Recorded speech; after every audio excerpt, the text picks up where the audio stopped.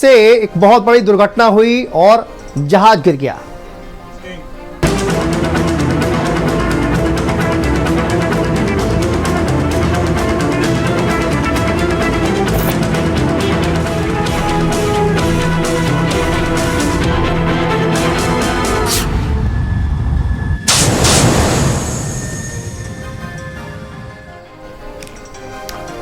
एक पिन टूटी और एयर इंडिया का जहाज ब्लास्ट हो गया।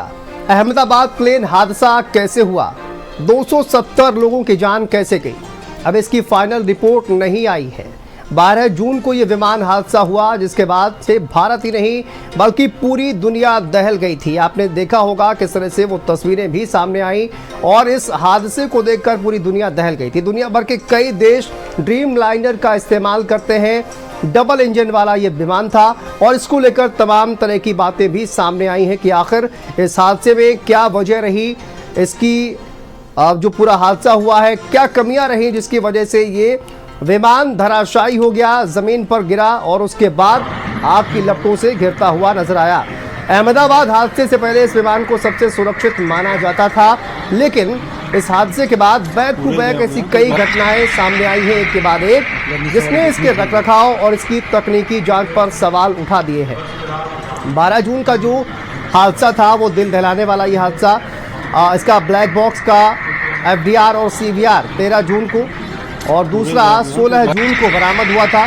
भारत की AAIB यानी कि एयरक्राफ्ट एक्सीडेंट इन्वेस्टिगेशन ब्यूरो और अमेरिका की NTSB यानी कि national transportation safety board, UK की AIB, बोइंग और GE एरोस्पेस ने मिलकर हादसे की वजह की जांच की। तो जांच में जो सामने आया है, जो बातें निकलकर सामने आई हैं वो बेहद चौंकाने वाली हैं और लोगों का सबसे बड़ा सवाल यही था कि आखिर इतना बड़ा जो प्लेन है जिसको सबसे ज़्यादा विश्वसनीय माना जाता था, कि आखिर वो प्लेन कैसे हादसे का शिकार हो गया। लोगों को कुछ समझ ही नहीं आया कि इतना बड़ा विमान आप देखिए टेक ऑफ करता है और चंद सेकंड के बाद ही ये पूरा विमान किस तरह से एक मेडिकल कॉलेज पर जाकर लैंड होता है और उसके बाद 270 लोगों की इसमें जान जाती है। और आपको बताएंगे रिपोर्ट क्या कुछ सामने आई है। रिपोर्ट यानी CVR कॉकपिट वॉइस रिकॉर्डर में जो बातचीत रिकॉर्ड हुई है, जो आवाज सामने आई है, उसमें क्या निकलकर सामने आया है। देखिए, पायलट को एक क्लिक की आवाज सुनाई देती है। पायलट ने कोई धातु टाइप चीज टूटने की आवाज सुनी, क्लिक की एक आवाज आई और ऐसा लगा कोई धातु टाइप चीज टूटी है। पायलट की सीट की ये पिन जो सीट की रेल को सुरक्षित रखती थी, ये पिन की ही आवाज थी। बताया जा रहा है ये पिन 12 दिन पहले ही 1 जून को बदली गई थी और 1 जून को ये पिन बदली गई थी, लेकिन 12 जून को यह हादसा हुआ, याद रखिए। लेकिन उसकी दोबारा जांच नहीं की गई। जैसे ही सीट अचानक पीछे गई, कैप्टन सब्बरवाल चौंक गए और बाय डिफॉल्ट थ्रॉटल लीवर को पकड़ लिया, जिससे वे अधिकतम टेक ऑफ पावर से हटकर आइडल पर आ गए। यानी कि टेक ऑफ को जितनी पावर मिलनी चाहिए थी वो नहीं मिल पाई, ये रिपोर्ट में सामने आया है और इससे दोनों ही जेनेक्स 1B इंजन की ताकत अचानक से बंद हो गई। तो एक बड़ा ये भी वजह जो है वो सामने आ रही है। और ये जो पूरी बातचीत रिकॉर्ड हुई है, 18वें सेकंड पर सह पायलट कुंदर ने चिल्लाकर कहा कि थ्रस्ट जा रहा है। 20वें सेकंड पर कैप्टन बोले कि मेरी सीट, यानी कि सीट की बातचीत करते हुए नजर आए। 26वें सेकंड पर दोनों इंजन पूरी तरह से बंद हो गए और इतनी कम ऊंचाई पर विमान स्टॉल हो गया। पायलट ने मेडे कॉल भेजा, लेकिन इस पूरे विमान को बचाने के लिए सिर्फ 12 सेकंड का वक्त बाकी था। आप सोचिए, 12 सेकंड का वक्त बाकी था और ऐसे में कोई ऑप्शन शायद वहां पर नहीं था। 38वें सेकंड पर विमान BJ मेडिकल कॉलेज के हॉस्टल ब्लॉक से टकरा गया और एक ऐसा हादसा हम सभी ने देखा जिसकी कल्पना भी नहीं की थी। भीषण विस्फोट हुआ और उसके बाद 270 लोगों की जान चली गई।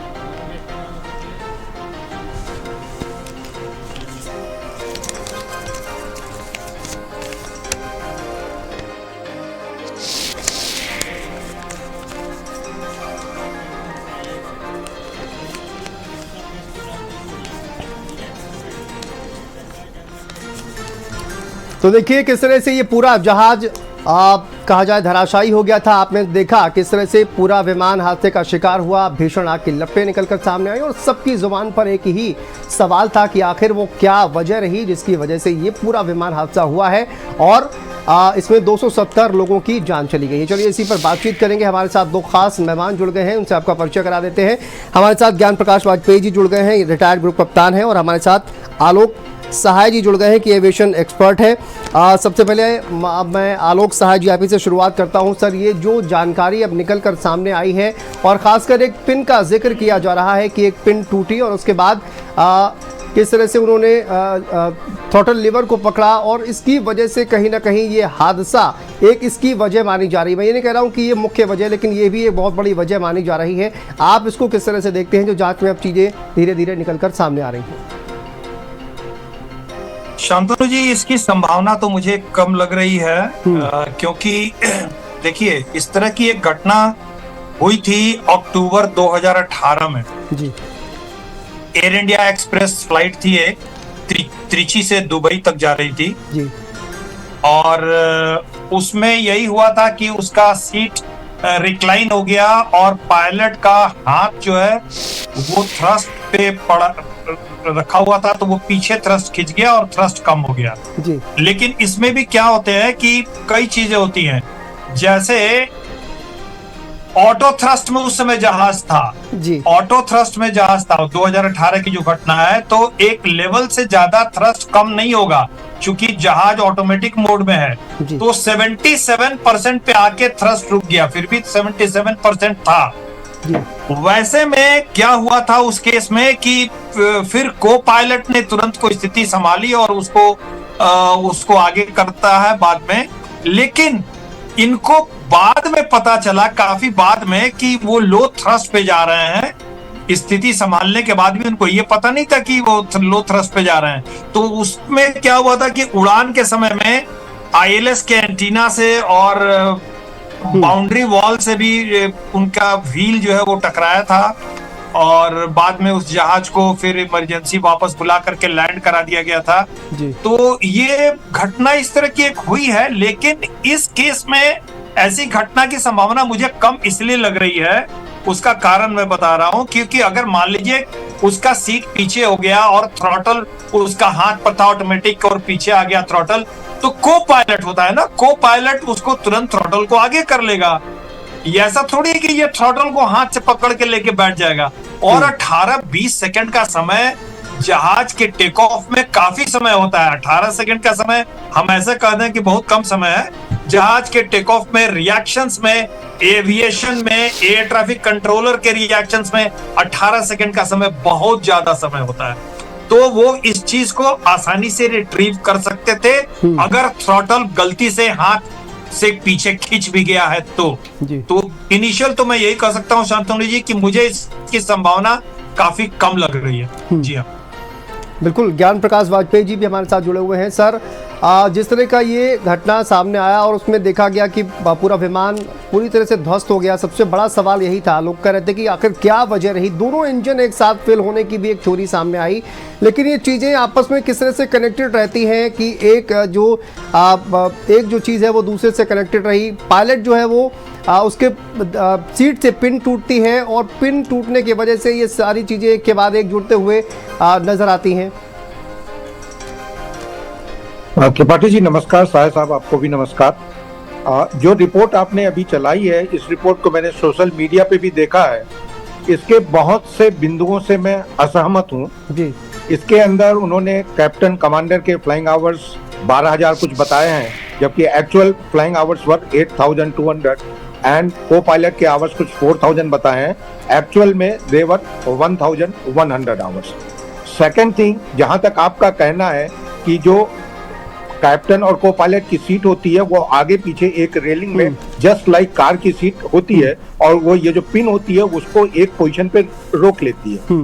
ये भी बात सच है कि 787 ड्रीम लाइनर पे इस पिन के ऊपर डाउट आया था और इसके ऊपर बोइंग कंपनी ने एक सर्विस बुलेटिन दी हुई थी, लेकिन और इस पर्टिकुलर केस के लिए मैं बाद में आऊंगा। जी। जो केस साय साहब बता रहे थे वो बोइंग 737 मैक्स का था, और ये सच है कि त्रिचनापल्ली से ट्रिची से टेक ऑफ करते हुए ऐसा हुआ था। और उस एयरक्राफ्ट का चूंकि लो पावर था, जब टेक ऑफ किया तो उसका टेल भी रनवे पे टच किया था, और एयरपोर्ट की बाउंड्री वॉल से भी वो टच किया हुआ था। और उसकी जो एसेंट था, जो क्लाइंब था, वो बहुत शैलो क्लाइंब रही थी। अब हम अपने इस एयरक्राफ्ट के बारे में लौट करके आते हैं। मुझे नहीं लगता कि जो रिपोर्ट है, इस रिपोर्ट में इन बातों का भी जिक्र किया गया है कि कॉकपिट वॉइस रिकॉर्डर की बातचीत को भी रेफर किया गया है। इस रिपोर्ट के अंदर DFDR की भी रिपोर्ट का जिक्र किया गया है, जो कि मेरी समझ से पब्लिक डोमेन में अभी नहीं आई है। ये अभी इन्वेस्टिगेशन में चल रहा है। इस एक्सीडेंट का एक्चुअल कॉज प्रॉपर इन्वेस्टिगेशन के बाद ही पता लगेगा। जहां तक मेरी, हर इंसान स्वतंत्र है अपनी अपनी परिकल्पनाओं को कहने के लिए। उसी तरह किसी सज्जन ने अपनी परिकल्पना इस रिपोर्ट में व्यक्त की हुई है। मैं ये नहीं कहता हूं कि पूरी तरीके से आउट है, बट इस चीज की संभावना ऑलमोस्ट नगण्य है। जिस तरीके से पहले भी बहुत सी थ्योरियां आई थी कि बर्ड हिट दोनों इंजन में हो गई, तो जो हमारे पास एविडेंस है उसको देख के एक एक चीजों को हम हटाते जाते हैं। बर्ड हिट होगी तो पीछे फ्लेम आउट होगा, पीछे स्मोक आएगा, वो ऐसा कुछ नहीं दिखा गया तो बर्ड हिट खत्म हुआ।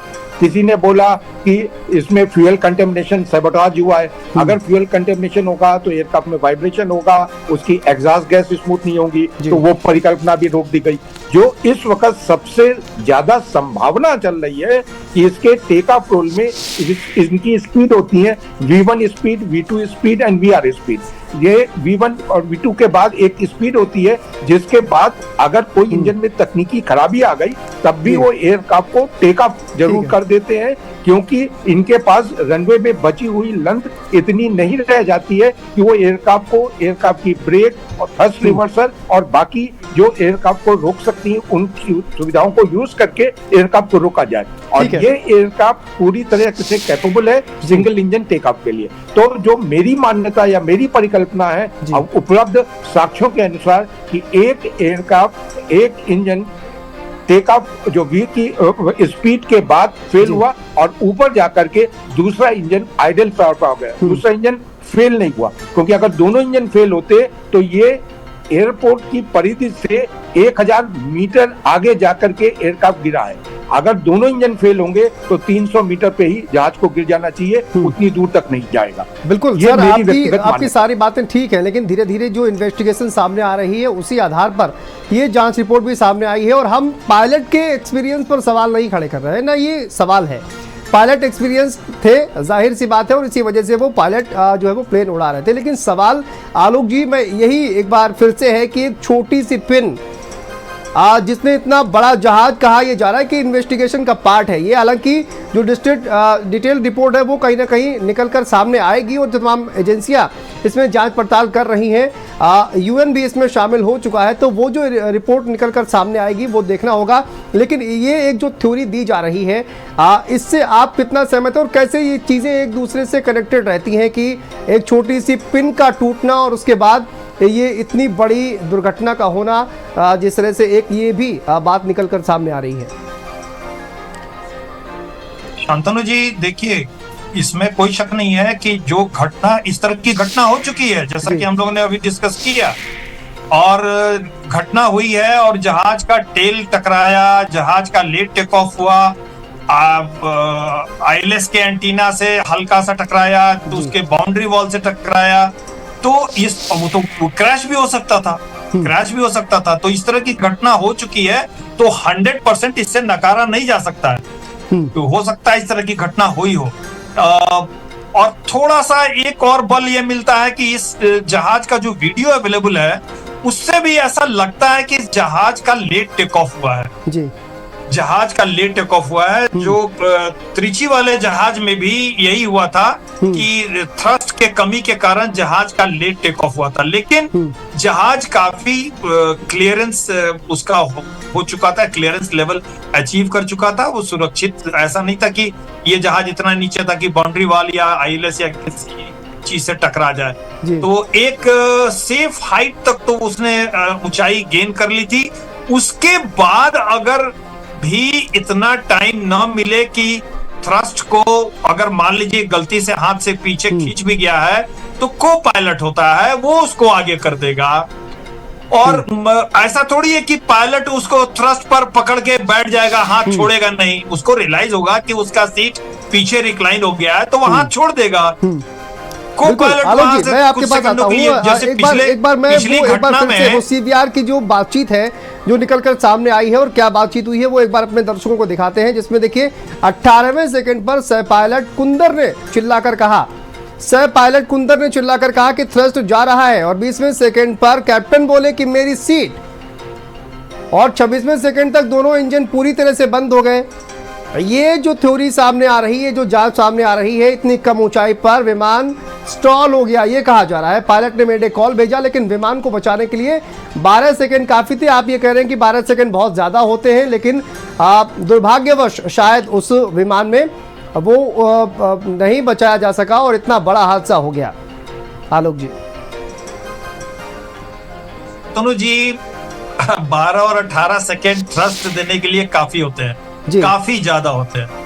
तो ये बात जब हाइट, सेफ हाइट जहाज टेक ऑफ में ले चुका है, उसके बाद भी चलिए मान लिया कि उसका थ्रस्ट पे उसका हाथ पकड़ा रह गया और वो पीछे आ भी गया, तो फिर से थ्रस्ट को आगे करना वो छोड़ देगा, दूसरा को पायलट उसको आगे कर लेगा। तो अगर उसको पता चल रहा है कि थ्रस्ट नहीं है, वो बोल भी, आप रिकॉर्डिंग में भी बता रहे हैं कि थ्रस्ट नहीं है जी। तो ये तो ऐसा तो नहीं कि उसको पता नहीं है कि थ्रस्ट नहीं है जी।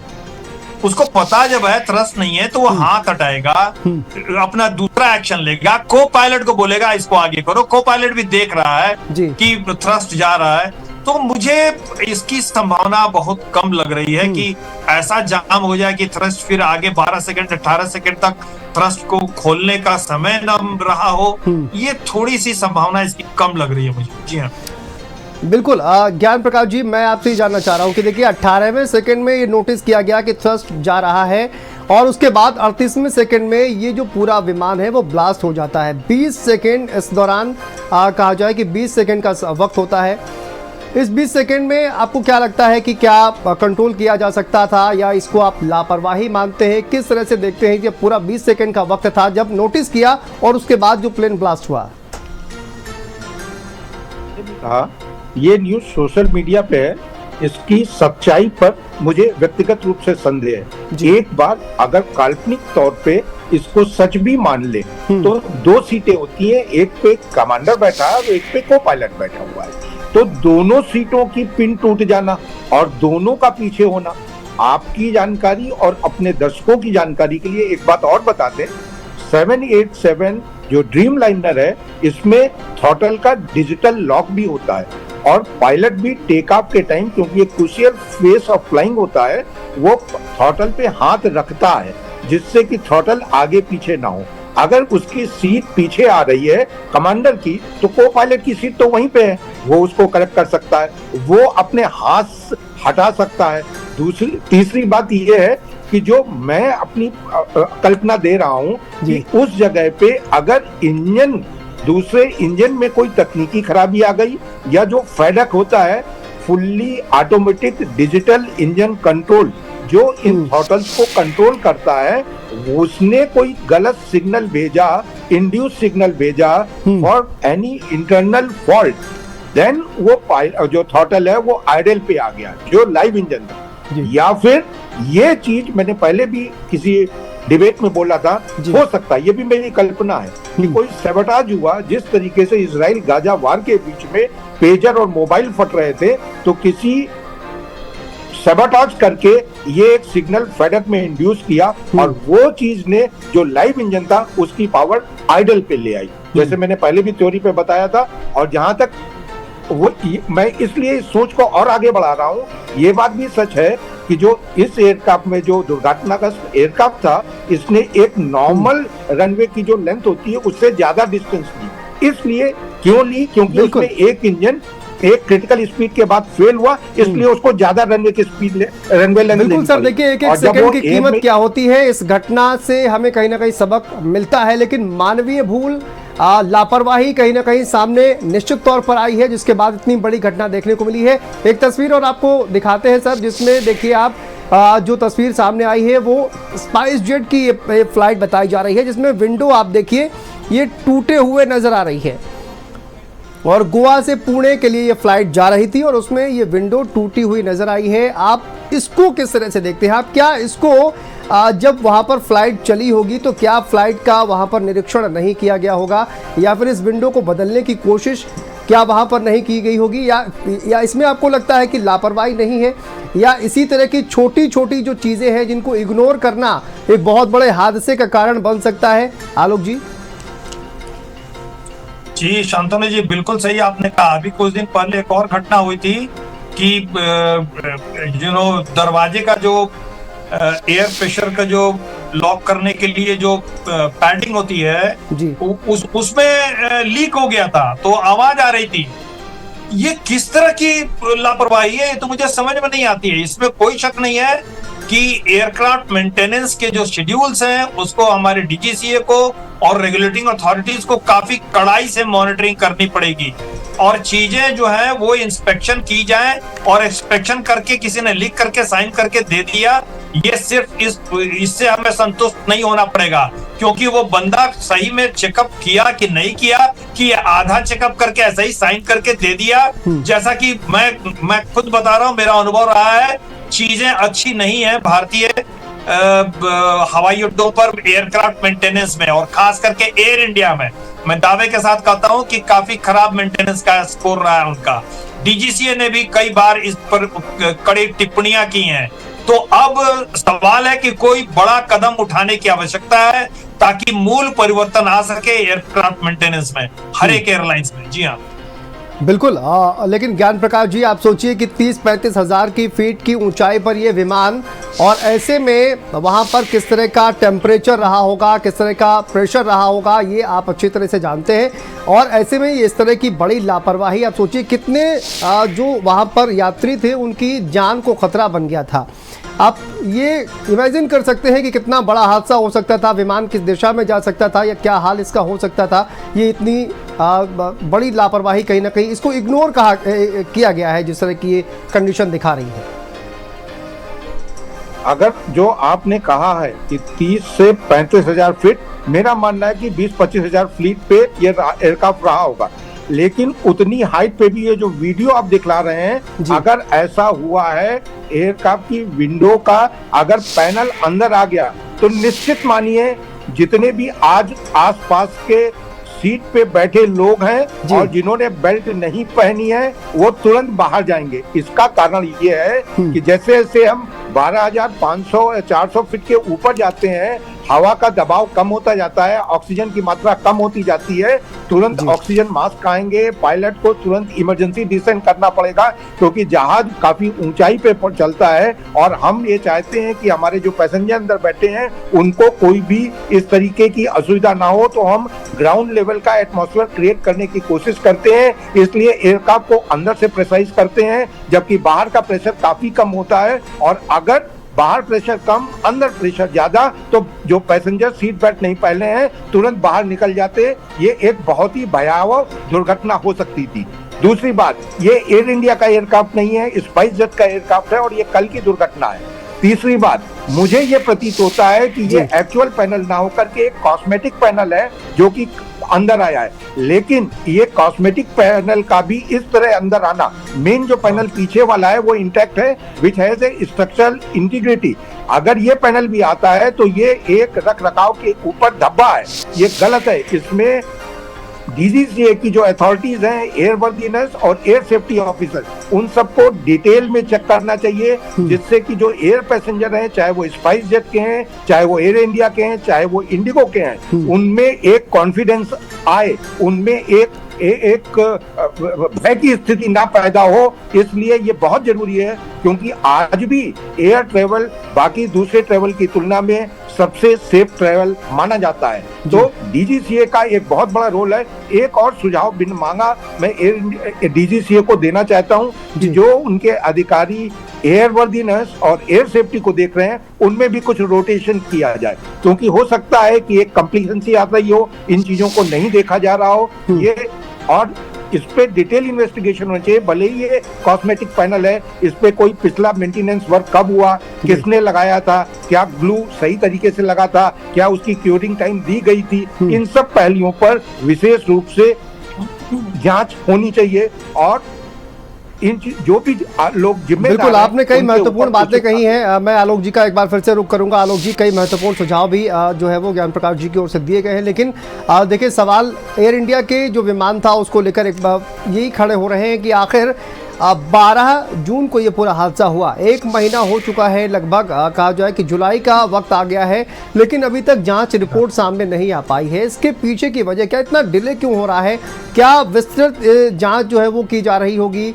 जो तमाम चीज़ें हैं, ब्लैक बॉक्स जो है जिसकी वजह से कहा जाता है कि दुर्घटना क्यों हुई, इसका पता चलता है ब्लैक बॉक्स वहाँ पर मिल गया था, ये भी कहा जा रहा है। तो इतना वक्त क्यों लग रहा है अभी तक रिपोर्ट सामने आने में? शांतनु जी मेरे से पूछ रहे हैं आप? जी जी आलोक जी। शांतनु जी देखिए, ये तो मुझे भी अचंभा हो रहा है कि प्रिलिमिनरी रिपोर्ट आखिर क्यों नहीं वो जारी कर रहे हैं। एक प्रिलिमिनरी रिपोर्ट तो जारी हो जानी चाहिए, क्योंकि कॉकपिट वॉइस रिकॉर्डर भी मिल चुका है, डिकोड भी हो चुका है, सारी चीजें, तो जो मुख्य जो चीजें हैं वो तो उनको पता चल गई होंगी।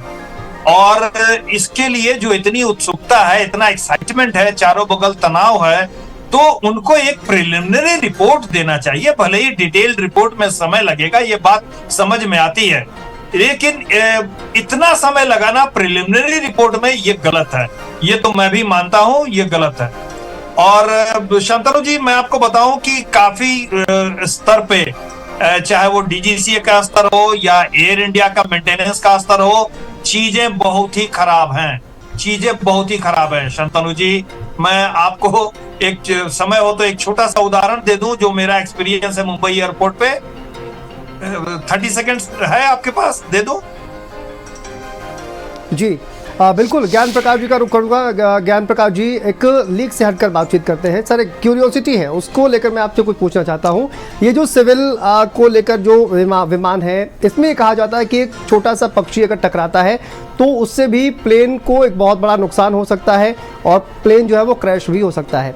दूसरी ओर जो तमाम मिलिट्री के जो विमान होते हैं, हेलीकॉप्टर हो या फिर फाइटर प्लेन्स हो, दोनों में क्या डिफरेंस होता है कि ताबड़तोड़ गोलियां भी चलती हैं तो भी कहा यह जाता है कि अगर इंजन पर ना लगे तो प्लेन, जो फाइटर प्लेन है, वो क्रैश नहीं होता है। तो दोनों में किस तरह का डिफरेंस होता है, किस तरह से इनको डिजाइन किया जाता है? मैं दोनों बातों को थोड़ा सा समझाने की कोशिश करता हूं। जी, सबसे पहले आप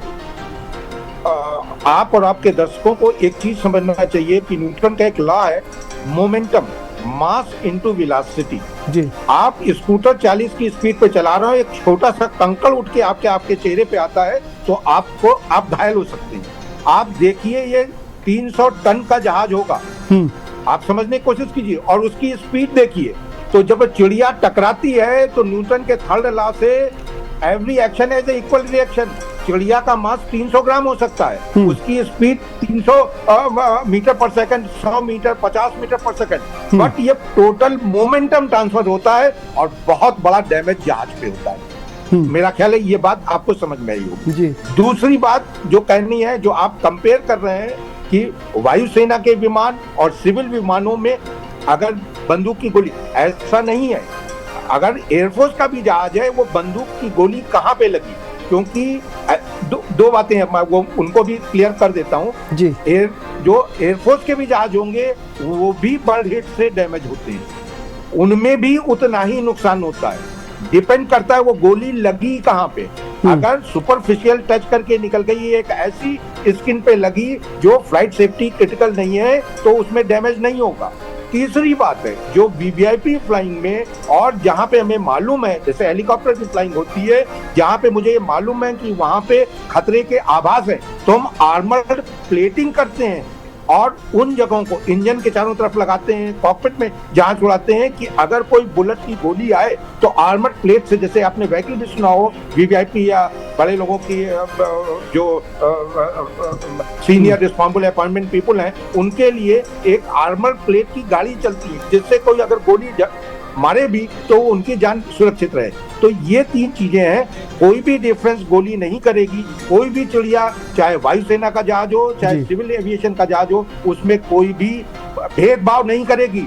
जो डैमेज करना है उसी जगह पे, उसी स्पीड से, उसी वॉल्यूम और उसी स्पीड के एयरक्राफ्ट में, दोनों में डैमेज एक समान होगा, कोई भेदभाव नहीं करेगी। जी बहुत शुक्रिया आपका ज्ञान प्रकाश जी, आपका बहुत शुक्रिया, और आलोक शाह जी आपका भी बहुत शुक्रिया बातचीत करने के लिए और तमाम महत्वपूर्ण जानकारी हमारे दर्शकों को उपलब्ध कराने के लिए, बातचीत करने के लिए।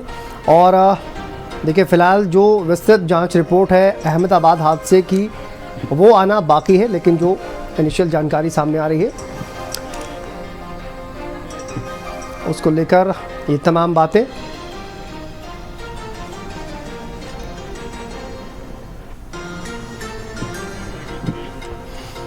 चलिए आगे बढ़ते हैं और